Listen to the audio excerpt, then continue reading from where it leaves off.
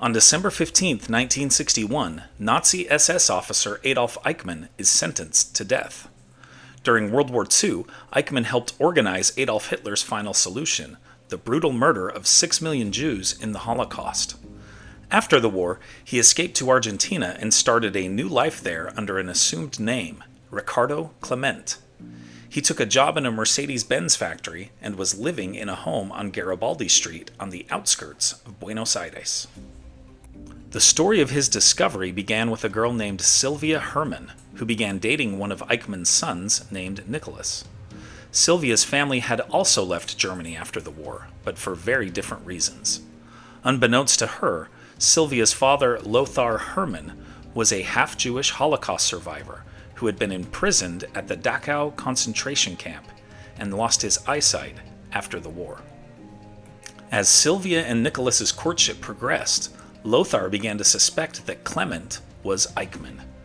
He informed Fritz Bauer, a Jewish prosecutor in West Germany, who in turn informed Mossad, Israel's intelligence agency.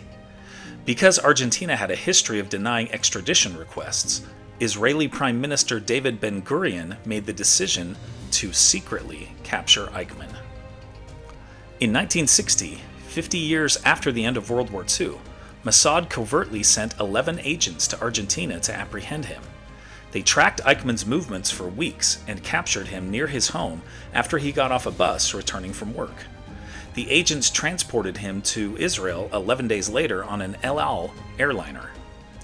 The story of his capture is well documented in an excellent 2018 movie called Operation Finale, which stars Oscar Isaac as Mossad agent Peter Malkin and Ben Kingsley as Adolf Eichmann.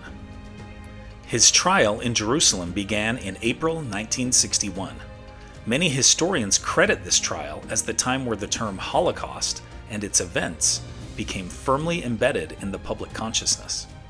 The trial put survivors of Nazi atrocities at center stage.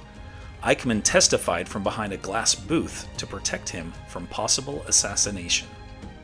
His defense followed the common claim of Nazi perpetrators that he was only following the orders of others. However, the judges concluded that he had been a key culprit in the genocide. On December 15th, he was sentenced to death. Eichmann was executed on June 1st, 1962. Among his last words was the exclamation, "Long live Germany."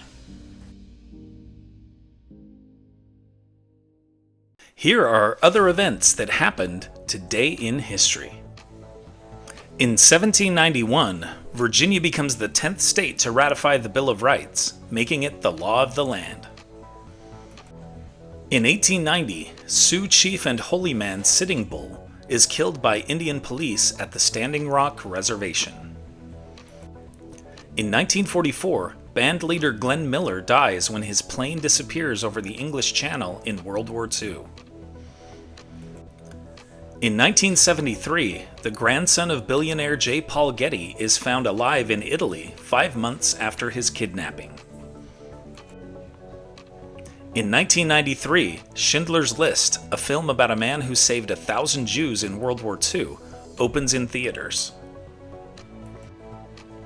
In 2001, the iconic Leaning Tower of Pisa reopens after 11 years and $27 million in repairs.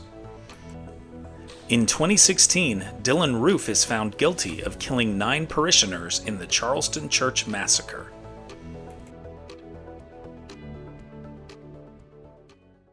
And now, it's time for our Today in History quiz. How many chests of tea were destroyed during the Boston Tea Party? 252, 282, 312, or 342? Think you know the answer? Drop your guesses in the comments below. Find out if you're right tomorrow on Today in History.